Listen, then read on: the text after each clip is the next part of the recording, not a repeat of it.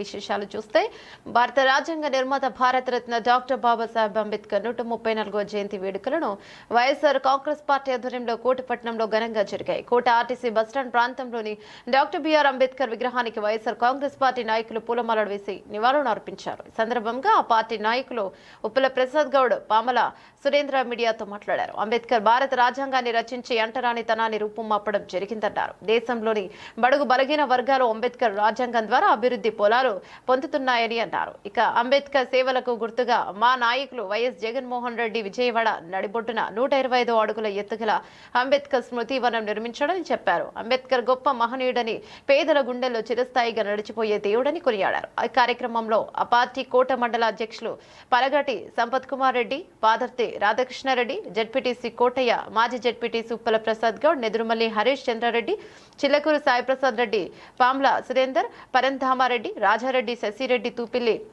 Nagaraju, Karlapudi Penchalaiah, Kanupuru Jagadish, ఆమ్లూరి Nagarjuna, నలగే రాయిపు Surendra, Karlapudi బుజ్జియ, YSR Congress party నాయకులు, కార్యకర్తలు పాల్గొన్నారు.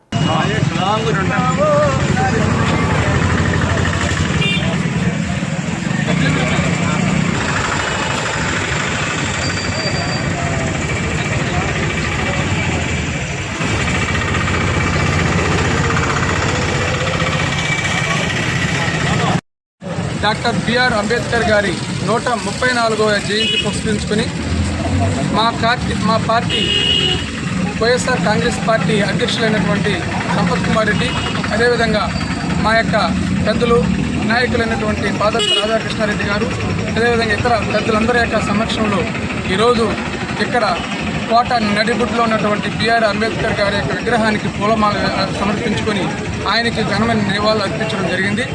దీంట్లో ముఖ్యంగా ఈరోజు పేద బడుగు బలహీన వర్గాల యొక్క ఆశాజ్యోతి అయినటువంటి బిఆర్ అంబేద్కర్ గారు, ఆయన పుట్టుక అనేది ప్రతి బడుగు బలహీన వర్గాలకి ఒక మంచి సుదినం అని చెప్పి మనందరం కూడా చెప్పుకోవాలి. ఆయన యొక్క జననం లేకపోతే ఎంతోమంది బడుగు బలహీన వర్గాలు యొక్క విధానంలో కొట్టుమిట్టాడు ఉండేది పరిస్థితి. అలాంటి విధానంలో ఆయన జననం అనేది మన యొక్క భారతదేశంలో ఎవరైతే ఎస్సీలు, ఎస్టీలు, బీసీలు, అణగాని వర్గాలు ఉన్నారో వాళ్ళందరి యొక్క విధానంలో ఆయన వెలుగులోకి తీసుకొచ్చి వారి యొక్క జీవనాన్ని మంచి ఒక విధానంలో సాగించే విధానంలో ఆయన చేసినటువంటి విధానాలు చాలా ఉన్నాయని చెప్పి మనమందరం కూడా ఈరోజు ఈ యొక్క సందర్భంలో ప్రస్తావించుకోవాల్సిన భావం ఉంది.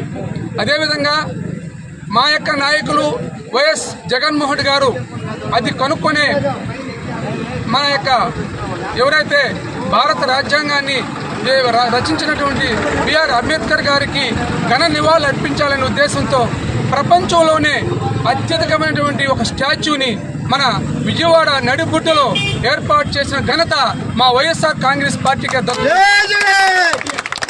వైఎస్ఆర్ కాంగ్రెస్ పార్టీ తరఫున 206 అడుగుల విగ్రహాన్ని విజయవాడ నడిబొడ్డులో నిర్మించినటువంటి ఘనత వైఎస్ రాజశేఖర రెడ్డి, వైఎస్ జగన్మోహన్ గారిది. వైఎస్ జగన్మోహన్ గారి యొక్క హయాంలో అలాంటి కార్యక్రమాన్ని చేపట్టి ఒక భారతదేశంలోనే మహోన్నత వ్యక్తికి ఒక ఇచ్చినటువంటి ఘనత ఈయనకే చెల్లిందని చెప్పని మా యొక్క పార్టీ తరఫున, మా యొక్క పార్టీ యొక్క ప్రతి ఒక్క కార్యకర్త తరఫున మేము ఆయనకి ఘనమైన నివాళులు అర్పించడంలో మా పార్టీ చాలా ముందుందని చెప్పని మేము తెలియజేస్తున్నాం. అదేవిధంగా అలా కాకుండానే సామాజిక న్యాయం అనేటువంటి విధానంతో మా పరిపాలన 19 నుంచి 2024 వరకు ఈ యొక్క పరిపాలనలో ప్రతి ఒక్క ఎస్సీని, ఎస్టీని, బీసీని, నా ఎస్సీలు, నా బీసీలు, నా యొక్క మైనార్టీలు అనేటువంటి విధానంతో సాగిన ప్రభుత్వం మా యొక్క ప్రభుత్వం అని చెప్పి మేము ఈ రోజున ప్రస్తావిస్తున్నాం. ఎందుకంటే డాక్టర్ బిఆర్ అంబేద్కర్ గారి యొక్క కలలు కన్నటువంటి స్వరాజ్యాన్ని తీసుకురావడంలో మా యొక్క నాయకులు వైఎస్ జగన్మోహన్ గారు తూచా తప్పకుండా ఆయన చేశారని చెప్పని నేను ఈ యొక్క సందర్భంగా నేను ప్రస్తావిస్తున్నాను. అదేవిధంగా మా యొక్క ఎవరైతే ఎస్సీలు ఉన్నారో, ఎవరైతే బీసీలు ఉన్నారో వాళ్ళందరినీ కూడా అత్యుత్తమైనటువంటి మంచి ఉన్నతమైన స్థానంలో నిలబెట్టి వారికి తగినటువంటి గౌరవాన్ని ఇచ్చినటువంటి మా యొక్క వైఎస్ జగన్మోహన్ గారికి మేమందరం కూడా ఈ యొక్క తరపున ఈ టైంలో ఆయనకు కృతజ్ఞత తెలియజేసుకుంటూ మరొకసారి ఈ యొక్క భారతదేశంలో ఉన్నటువంటి ఎస్సీలకి, ఎస్టీలకి, బీసీలకి, బడుగు బలహీన వర్గాలకి ఈ యొక్క బిఆర్ అంబేద్కర్ గారికి జయంతిని పురస్కరించుకుని మరొకసారి ధన్యవాదాలు తెలియజేసుకుంటూ డాక్టర్ బాబాసాహెబ్ అంబేద్కర్ గారి 134వ జయంతిని వైఎస్ఆర్ కాంగ్రెస్ పార్టీ కోట మండలం ఆధ్వర్యంలో కోట ఆర్టీసీ ప్రాంగణంలో గల అంబేద్కర్ విగ్రహానికి వచ్చి పూలమాలలు వేసి ఆ మహనీయునికి ఘనమైన నివాళులు అర్పించడం జరిగింది. ఎందుకంటే రాజ్యాంగం అనే ఒక ఆయుధాన్ని ప్రతి ఒక్కరికి అందించిన ఘనత డాక్టర్ బాబాసాహెబ్ అంబేద్కర్ గారికే చెందింది.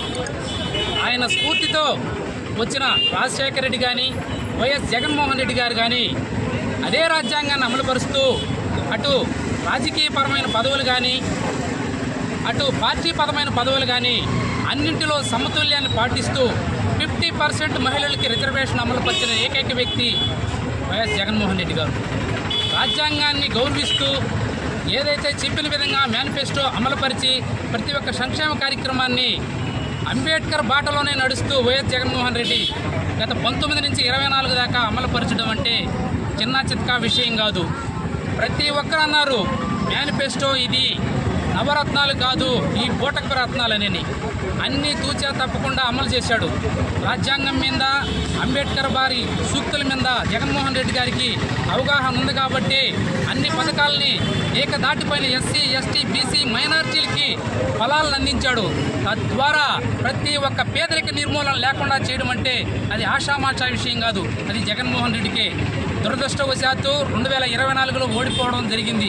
లేకపోతే ఎస్సీ ఎస్టీ బీసీ మైనారిటీలు అనేవాళ్ళు ఇంకో గొప్ప విధానంలోకి గొప్ప మార్గంలో పయనింపే విధానంగా జగన్మోహన్ రెడ్డి ఆలోచనలు ఉండేటివి. తదనుగుణంగా ఈరోజు మా పార్టీ ఆధ్వర్యంలో అన్న రాధాకృష్ణారెడ్డి గారు కానీ మా పార్టీ అధ్యక్షుడు సంపత్ కుమార్ రెడ్డి గారు కానీ ఇంకా పెద్దలు వచ్చున్నారు. వాళ్ళందరికీ నమస్కారాలు తెలుపుకుంటూ సెలవు తీసుకుంటా ఉన్నాను.